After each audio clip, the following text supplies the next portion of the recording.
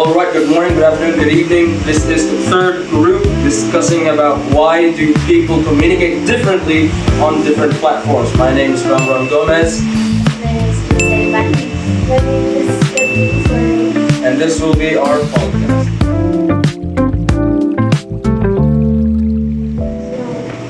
Why do people talk differently based on what platform they're in? Probably because it serves different purposes. When a platform is made of that kind of reason, you, you do need to adjust based on what it's made of. Well, personally, it's also about the kind of people that are inside a platform. Like when you're in Facebook, you're expecting like multiple people, various people. You got old people, young people. So you're gonna have to adjust based on the kinds of people inside that platform. In LinkedIn, you got businessmen, the entrepreneurs. It's business stuff. The kind of people inside of the platform. Do some people feel offended or hurt in a simple thumbs up emoji? Or why do we cringe in an actual love emoji? But see a crying emoji more acceptable in terms of nothing. Well, personally, as a teenager, I would see it as acceptable when you rather type the word okay with a lot of Y's rather than an actual thumbs up. It's very offending because it's direct to the point, and we teenagers tend to have a more sensitive side. So once you receive a thumbs up emoji, it's like a sign that okay, I don't care. That's the message we tend to put in our minds. But when we receive a message where it's an okay with a lot of Y's, it's like okay, it's not very sarcastic. It's not painful to hear. However, on the side where we cringe at an actual laughing emoji and we see a crying emoji more acceptable, that's more about the intention, the exaggeration of the emoji. When we laugh so much, we tend to cry, but we tend to over exaggerate it online that we use the crying emoji instead of the actual laughing emoji. Now, going through Filipino expressions, do you think outsiders understand our expression as Filipinos, or where do you think these kind of expressions come from? It's not something that is very historical. Rather, it's more of an inherited inside joke that is being spread online. Well, people tend to adopt things they think are funny or cool. And asking about it, probably yes and no. Because sometimes some expressions just self-explanatory, while others require context. Now, speaking of expressions, now let's go to the platforms. Why do platforms have these kinds of culture stuff? Like on TikTok, you tend to be more bantery, or like you follow the trends, while on LinkedIn, you tend to be more professional. You tend to talk like a corporate, manager or something. So, why is that? Well, again, it's more of a purpose-driven thing.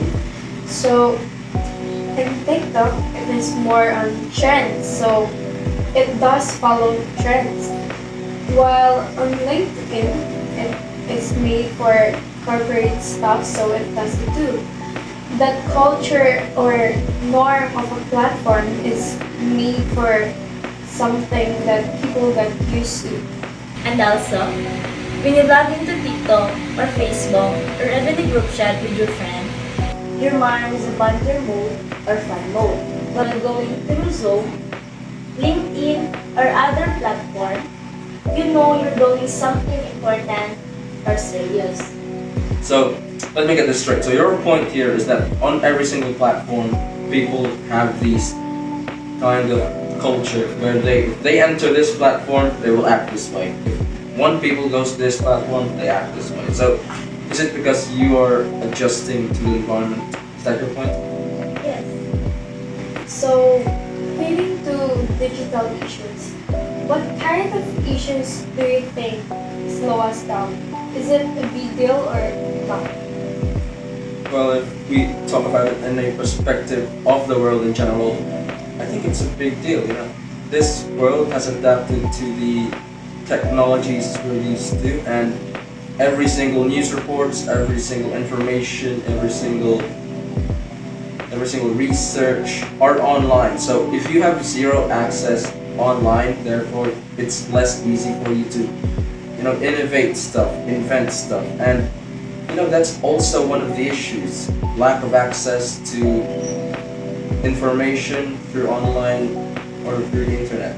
And also one of the issues that we tend to face nowadays is false information. It's easy to post online. So you can just type something out and then boom, hit send, and then it's posted on the public. And it's up to the public if they want to they want to believe that message. And that's the difficult part, because now you need to research every single information that you receive. And that's also a big deal. Like, it's slowing us down as human beings, because we tend to slow down on innovation. If we erase those very factors, then I believe we can actually increase or accelerate more in terms of innovation. So, did we learn something in this podcast? Yes, because there's a lot of differences in terms of using digital platforms and on how people communicate or use it through messaging or posting on social media.